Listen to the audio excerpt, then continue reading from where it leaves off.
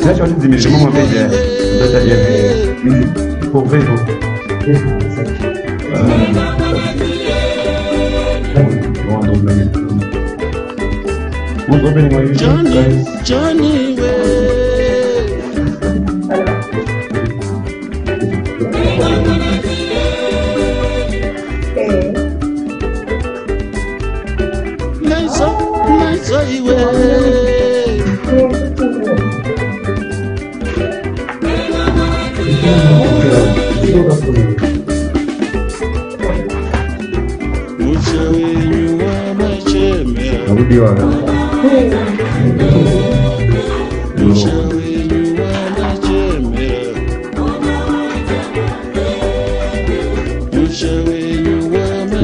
Johnny, let's get this one. Maybe they are you Johnny,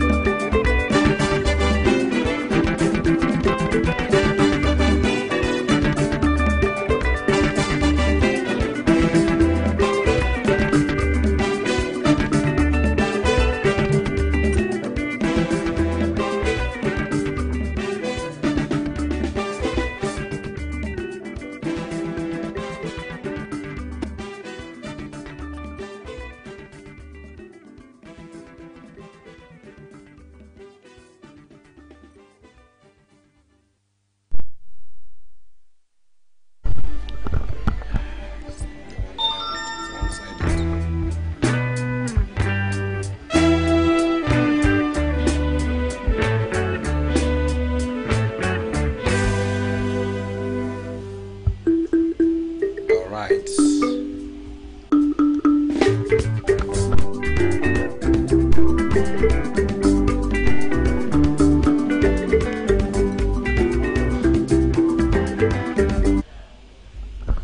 Okay, thank you everybody, and would like to apologize for the audio break that we had initially when we started this show. And we are so much excited to be having you live right here. This is www.techmec.tv, and we are broadcasting this short budget analysis straight up from our studio. My name is Tony, and joined with me right beside me is Nicole Madziwa. Good evening, guys. Thank you for joining us for on TechMec TV. We sincerely apologize for our glitches, for our technical glitches. However, we are up and running now, and we are going to be discussing on the 2019 national budget that has just been announced by the Minister of Finance, Professor Mthuli. Okay, yeah, so as I had initially said the first time when we tried to go live, that for me, I think top of the issues that I wanted to hear was to make sure that we actually do have a lot of issues to do with confidence as far as this budget is concerned. Nicole? Yes, of course, that is true, Tonio. The issue here has been that, you know, when the budget, before it was announced, every Zimbabwean out there was looking forward to hear, you know, what's going to happen. Does this mean the bond is still equal to the US dollar, you know, and are we still going to be, you know, there are a lot of questions that everyone has. So this opportunity that the Minister of Finance had today was just basically to instill confidence in Zimbabweans, which I would say he has probably failed dismally. Definitely. I think for me, the number one issue that the finance minister was supposed to be looking into was an issue of confidence. Forget all the jargons, forget all the figures, forget all the big words that was mentioning today. Did he manage to install confidence through his budget? That's his maiden budget since he was appointed the Minister of Finance. And I can say this in confidence that Zimbabweans, they do not necessarily have a human resource problem, neither do we have a policy problem. We have had lots and lots of policies, especially coming from the ZANU-PF government. We saw most of these ministers coming through in and out. They had great policies, great budgets and all that. But does the Zimbabwean community have enough confidence in making sure that they agree and believe in what these guys are saying?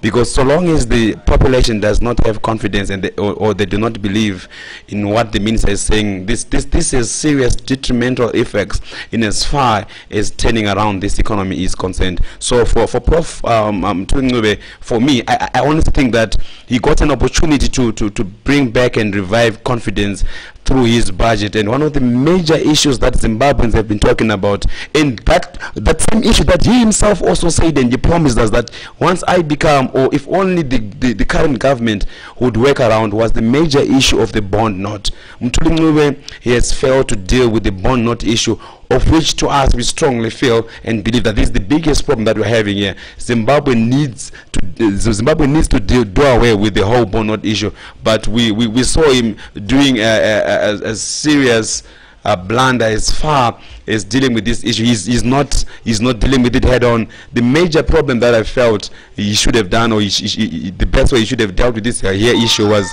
Mthuli should have openly said that we need to make sure that the bond note gets removed. We should have known of a certain timeline, or at least he should have accepted that the bond note is not 1:1 with the US dollar.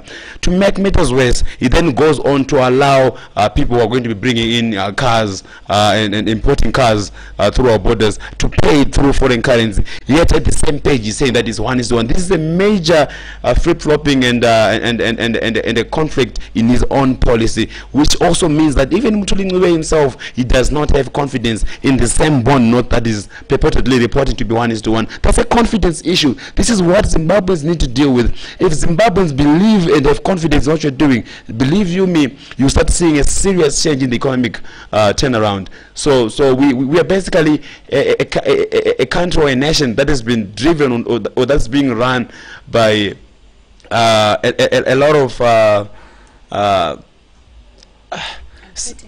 Uncertainties, yeah, definitely, and he is failing to deal with this. He is failing to deal with this, and once this issue is dealt with, trust me, he does not really need to talk much more on all these areas. Once Zimbabweans believe that Mthuli Ncube has got it and is speaking to the bone of the issues, then all these things will start coming together. I don't know your thoughts on this issue as well. Yes, that's very true, because the state, when they're saying that they are going to accept the US dollar, you know, we start asking ourselves, like, who then wants the bond note? Because currently people have been using, and the government has been urging, you know, pharmaceuticals, you know, the wholesalers not to use, you know, specifically the US dollar. So what does this mean then, if the government itself is now saying we actually want to use the US dollar? I would say, though, at this particular point, Mthuli Ncube is probably the most unpopular man in Zimbabwe, you know, because things have not been working in his favor.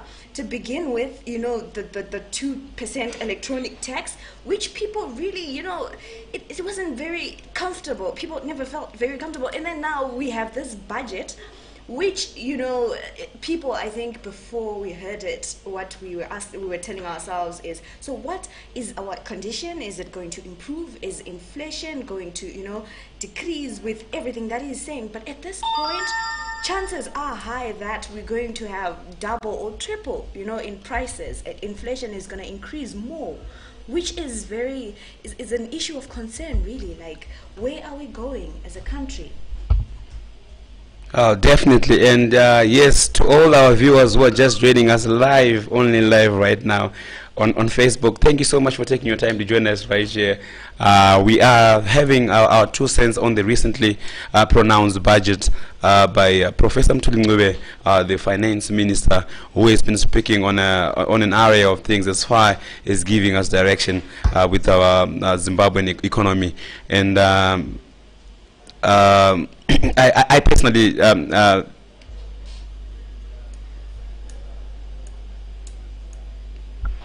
personally feel that this was a strong issue to do with the confidence.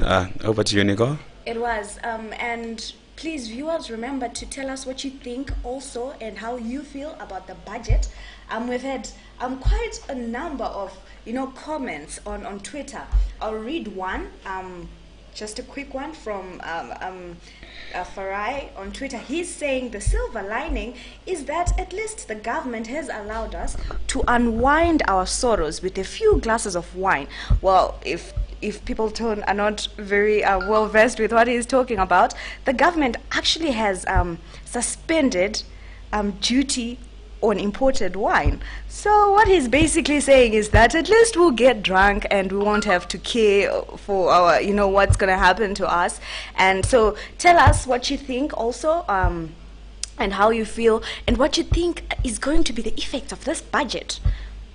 Yeah, definitely. So, well, also mixed reactions on the budget. We cannot honestly say that it was a bad budget, and neither can we confidently say that there were no good pointers in the budget. Definitely, there were some good pointers that we have managed to also note. I think before we quickly just jump into the good pointers, that I think for now I would love to just massage myself into analyzing just the negative parts or elements of the budget. I think I'm very personally worried about this budget as far as the highest ministry that has been allocated, the Minister of Defense. Nicole, how much was given to this ministry? Well, what we did was that we combined the Ministry of Defense and Home Affairs. So basically, there are over $1 billion that has been allocated to these ministries. It's 1 billion. And the major concern was why, in a country like Zimbabwe, why would you want to invest so much money in these ministries when we have, you know, ministries like health, where they would really use that money. You know, we have had the cholera epidemic, and you know, a lot of disasters have been going on, and other ministries would really use and get allocated this amount and not. Definitely. So yeah, I think it goes to the same question. We are not like Iran or one of those war-torn countries, or any one of those countries that are actually, or Syria and all those countries that are currently struggling with issues of wars and internal conflicts, to a point that a government has to give such a high priority to the Minister of Defense. No offense, we've got nothing against the Minister of Defense. Neither do we have any issues to make sure that our defense forces has to be fully equipped. But in such an economy, I would want to see, or I would have preferred to see him doing a lot to make sure that he capacitates other crucial, critical ministries like the Minister of Health, Minister of Education, especially in this day and age where the government itself, it knows it has been always fighting and it's been always been talking in and out with our educationalists, the teachers and the doctors.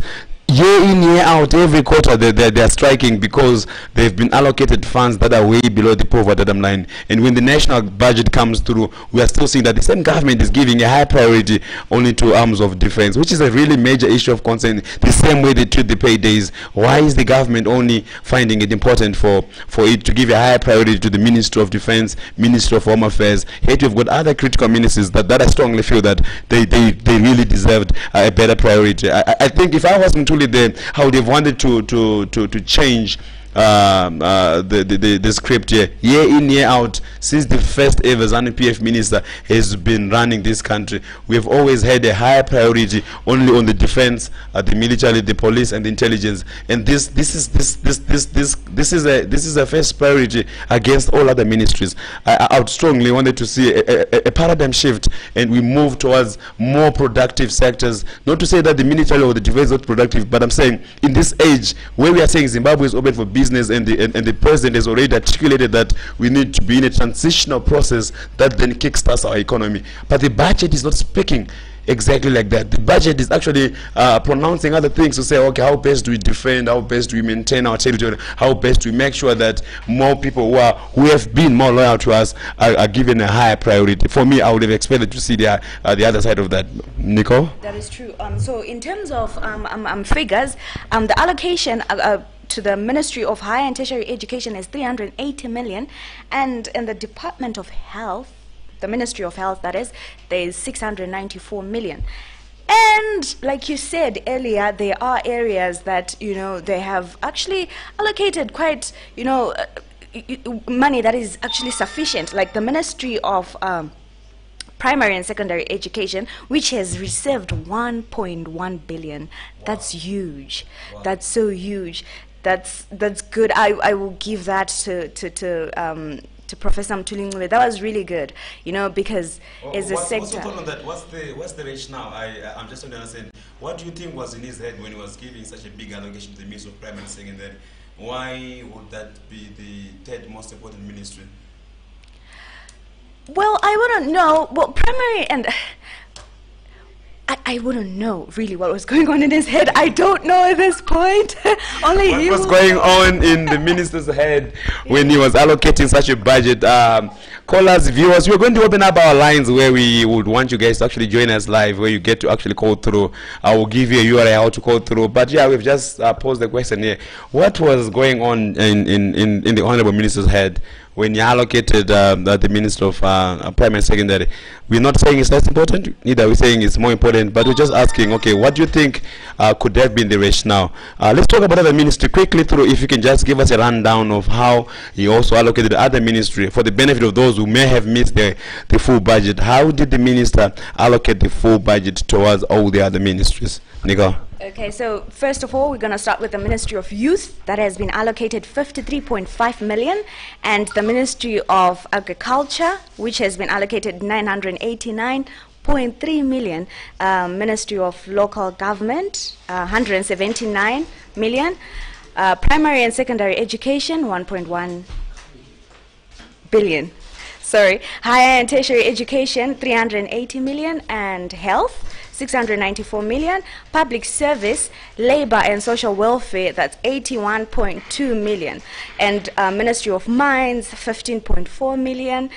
Environment, Tourism and Hospitality, clocking at 38.1 million. The Office of the President and the Cabinet has been allocated 294.7 million.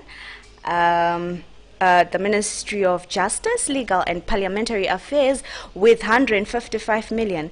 Information, Publicity and Broadcasting has been allocated 17.9 million. Wow. I think it was supposed to be more, you know, considering that it's more like the PR of the government, basically, you know. But moving on, we'll come back to that.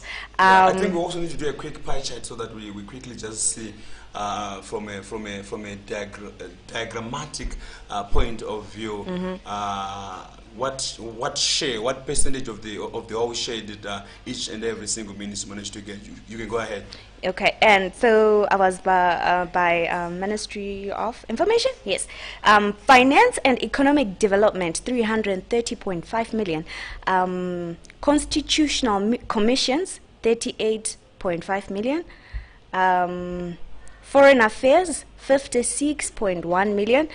And Defense and War Veterans with 546.9 million. Home Affairs and Cultural Heritage has been allocated 517.8 million, and the Parliament has been allocated 89.1 million. Audit Office 6.9 million. New Parliament construction 3.8 million. Energy and Power Development 16 million. Transport and Infrastructure Development 399 million. ICT and Cyber Security 17.9 million. And lastly, provincial councils and local authorities 310 million. So from that rundown you can see that provincial councils and the Ministry of Local Government itself, it's not the same. They have been allocated differently. So which means that, and from earlier I think we mentioned that their budget, their request as per a ministry was 310, and if we tally this and what they gave to the local government, it's actually much more than, you know, what they requested, which is, I think, it's fair. So that means that there's going to be a bit of a favorable budget towards the local ministry as well. Of course, of course. I think this is quite commendable. Also, I think mainly considering the fact that most of the local authorities they're actually being run by the opposition, and when the ministry allocates such funds, I think it's really a good sign towards them.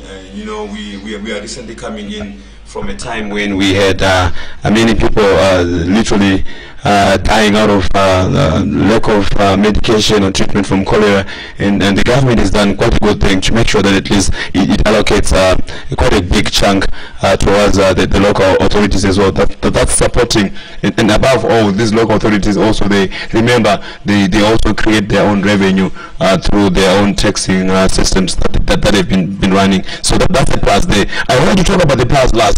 Let's get back to the major issues for me that I strongly feel that, because to the layman in the streets, what are they going to know about the budget? How are they going to be able to interpret the budget? That's why I was saying that the major issue here was, number one, issue of confidence. Number two, I wanted to see the honorable minister bringing in or articulating a policy that speaks a lot more into production. Zimbabwe is a major importer. We cannot be running or sustaining as a country while we are having 80% from importation or importing. We can't run that. I would have expected to see him do a lot more into making sure that he puts through a budget that deals a lot more into making sure that there's so much effort into making sure that he renovates, he reignites the industries, he reignites the business sector, so that Zimbabweans begins to export. Because right now we are basically a begging country, whereby he has to create policies and a monetary policy and a budget that then supports a country that is literally exporting. Because we need to increase the levels of production in our country. That is true.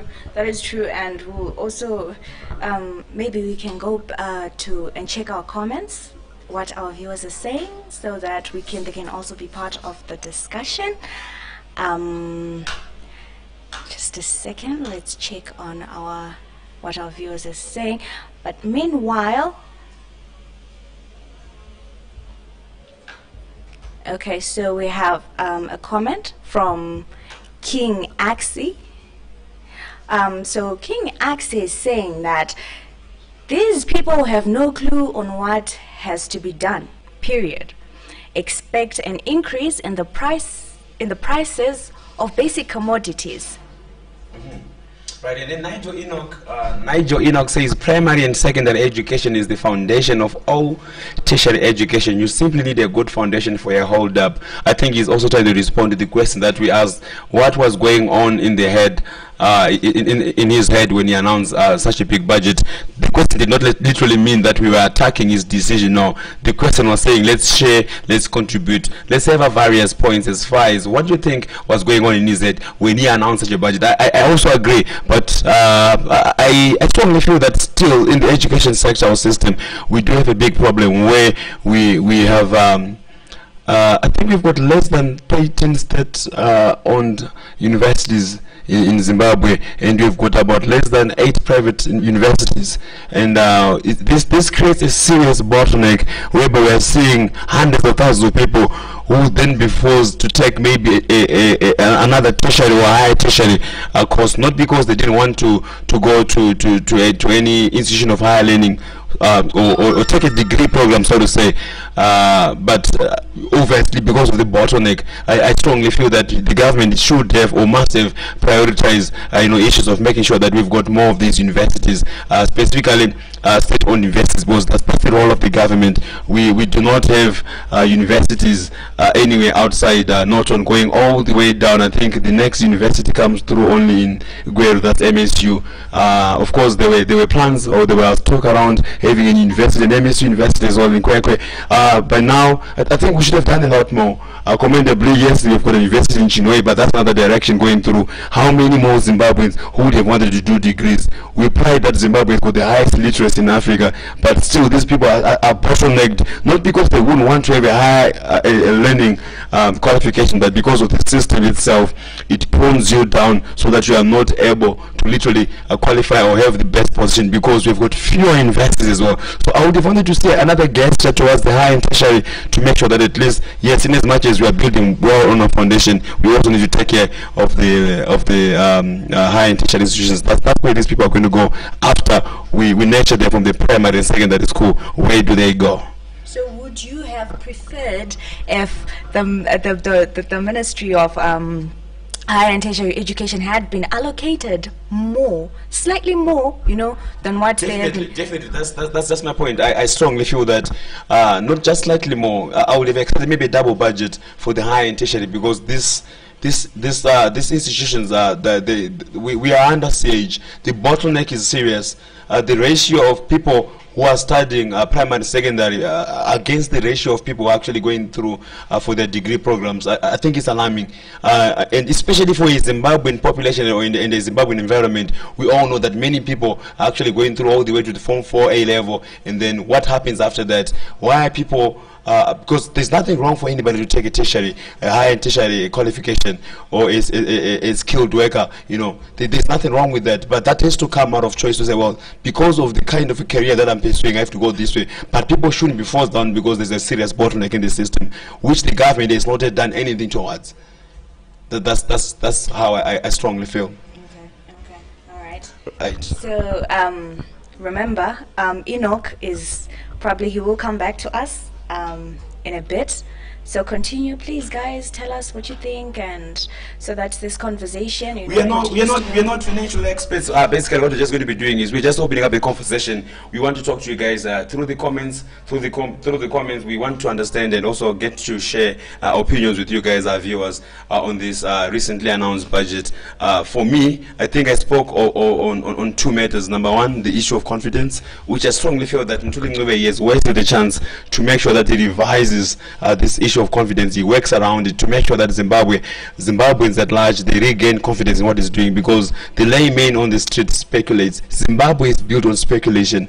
If the people speculate that things are not going well, trust me, the USD rate is going to go skyrocket against the bond note. Mutulingwe has chosen to ignore this, and I'm strongly disappointed by Mutulingwe, because one of the things that he promised us that as soon as he becomes the minister, he's going to do away with the bond note, of which we strongly feel and we strongly know and acknowledge that the biggest problem that we're having right now is the currency problem, whereby the bond note or the surrogate currency has failed to trade very well in the market. It has failed to trade at 1:1, but the government keep insisting on paper that it is 1:1, yet we have already seen through his budget that he has officially admitted that it's not 1:1. Why would Mutulingwe then say that if anyone is going to be importing cars, they have to then use the discussed foreign currency? Why is he doing that? If he fully acknowledges and understands and accepts honestly that it is 1:1, I strongly feel that it is illegal for the government to be then charging people who are going to be importing their cars using the foreign currency. That should be a no-no, and I would have wanted to see him doing better in that area. Worse off, we also saw in the past few weeks that Air Zimbabwe is now charging, or was threatening to charge passengers using foreign currency. Once the finance minister himself then pronounces that we are going to be charging duty on cars using foreign currency, then all hell is already broken loose. We're going to see Zimbra, we're going to see Zinara, we're going to see Air Zimbabwe, and any power sector that wants to charge in foreign currency follow suit. Because why should other ministry become more important than the other? It doesn't make sense. And if all these government ministries can be allowed to charge in foreign currency, well, why should I not also be allowed to charge in foreign currency as a trader? So he has set a wrong precedence. This is a major mistake that he has already made. If I was him, I would have made closer to this. Stick to that 1:1 mantra. We all know and understand that it doesn't work. It's not working. I do not know for how long the government will stick to this 1:1.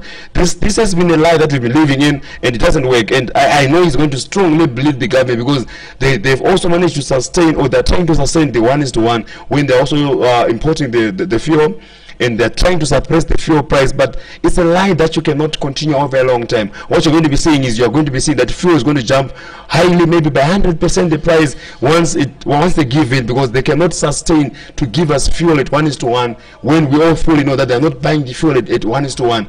They should have acknowledged at this point and said, you know what, we fully appreciate and acknowledge it's not 1:1. It cannot be 1:1.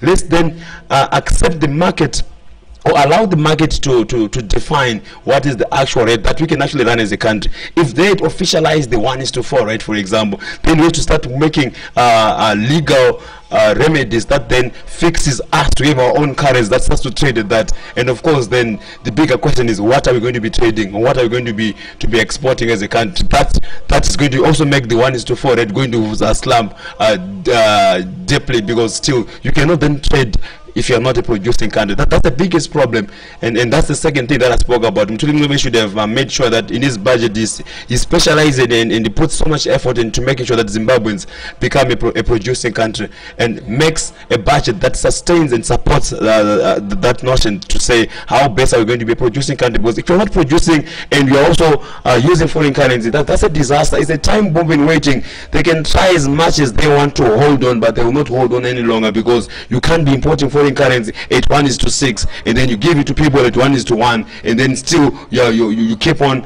importing. It doesn't make sense. We are not exporting that much. Yes, we've got gold and annual trade at 3 billion. We also have got tobacco, and I think gold and tobacco have been the major exporters that we've been running here, but against what expenditure? So this is not going to be sustainable, especially when we are purely a country that is just spending much and producing very little. So this is going to be very, very detrimental. That's my strong thoughts along the issues of confidence. Absolutely.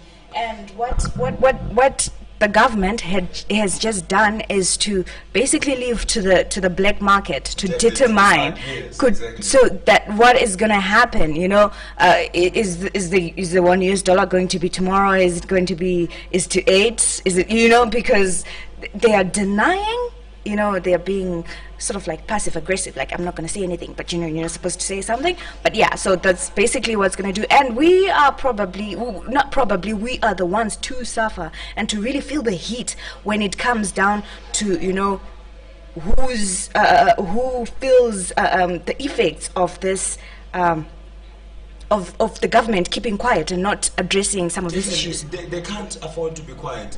You know, when they decide that they're going to ignore the 1:1 issue, to me that's a serious policy disaster, because it is not 1:1. No matter how much they can pronounce it all they want, they can sing this every single day. They've already admitted as well in their policy that we are going to be charging foreign currency when you're going to be importing a car. That means that it's on 1:1, right? It's not going to be 1:1 because still the government is going to be importing serious raw materials at 1:5 or 1:8 to whosoever was willing to sell. Why is the government allowing people to sell at their willing buyer, willing seller?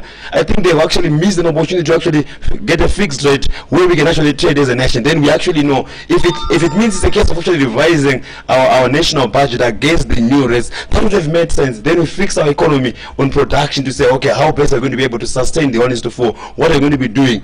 If I was the finance minister, I was going to fix the bond note to a certain figure of the USD. That is very practical, that the market has always been demanding and pushing through, and then we make sure that we solidify this matter, and then we quickly bring through our own local currency. But of course the biggest problem is we can't bring a local currency because we are not producing. Even if you bring a local currency at 1:4 and we admit it's 1:4, we are producing what to maintain 1:4 to the greenback? That's the biggest problem, because we are not yet producing, but still we cannot allow this to be a time bomb that is continuously ticking and unchecked, and then we live a life that's going to be 1:4. Ladies and gentlemen, thank you so much for taking your time to join us through right here. We're going to be going through some few comments. You can post through your comments, and we are going to be reading them through, and then we share them through.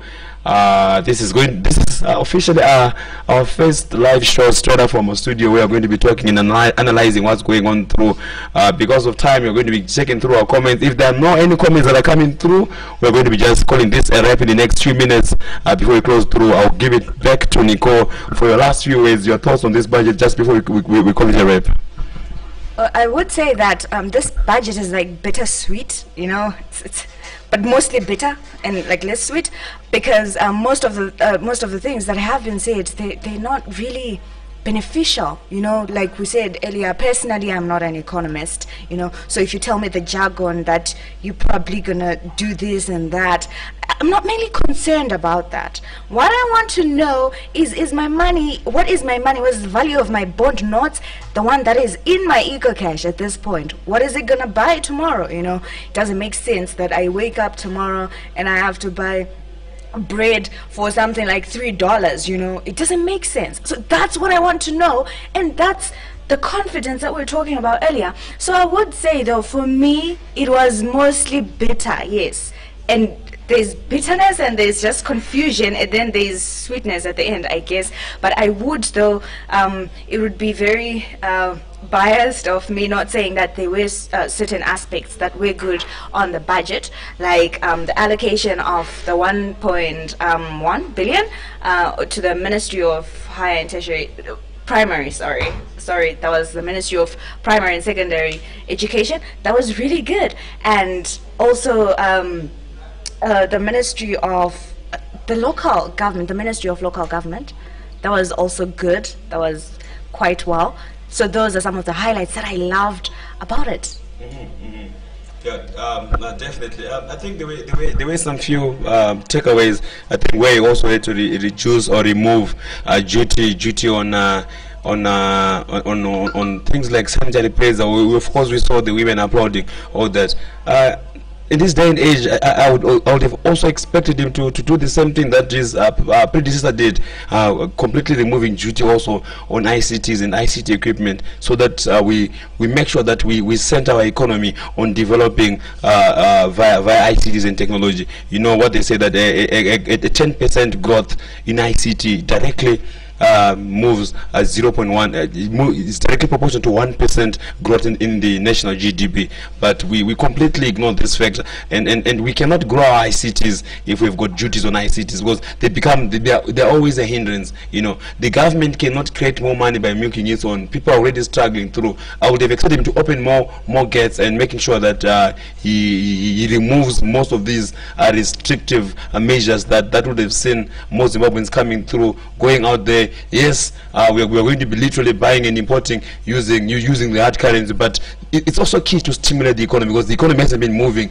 I would have wanted to see him liberalize the whole sector for a certain period, to say, you know what, in the next quarter we are literally going to be opening up doors. Let's bring in machinery, let's bring in equipment, let's bring in production. In the next 3 to 4 months, we completely remove duties on most of these industry-based equipment. By so doing, what is basically doing is stimulating growth and production in the country. In the next 3 or 4 months, we would have actually managed to bring in our own equipment. Then this country begins to produce, but it's not making policies that are productive, stimulative. That stimulates the production of the economy. So for me, I strongly feel that Mutuli there he has missed a great opportunity. While he had some of these good policies that you have already mentioned, I strongly would have felt that he missed the biggest points, of which the number one enemy was the bond note. He decided once more again to sleep with the enemy, which we call the bonnet. Ladies and gentlemen, we thank you so much for taking your time to join us live right here. This is www.techmec.tv. It's been a pleasure to speak with you, though most of you guys are watching on YouTube. Become spectators. We're going to do this one more time again, almost each and every now and then. Let's do this. Let's join. We would ask you to join us through live, and then we get to speak. You can speak to us through the comments. You can speak to us through the chat forum. Whether you're watching us live right now on Twitter, on Facebook, and on YouTube, let's get the conversations going on through. We're going to be doing this more often. From me, my name is Tonio. It's been a pleasure to have you guys all here live right here from our studios, and besides me and from me, Nicole Madziwa, thank you for joining us this evening, guys. Good night and stay blessed. Stay blessed, be good, and be the best that you can. We are not economists, we will not try to be economists, but we're going to be discussing all these things as and when they happen. So yes, the next show, when it comes through, we'll let you know, guys, what's going on. So yes, it's been a pleasure. We're having so much fun. We're going to do this more and more time, as long as you guys are going to be coming through and keep talking to us. Why not? Let's create this thing and let's develop it to become a conversation where we get to talk to you guys. So yes, once more again, be good, be blessed. It's been a pleasure to have you all. Ciao, ciao. We'll see you through next time.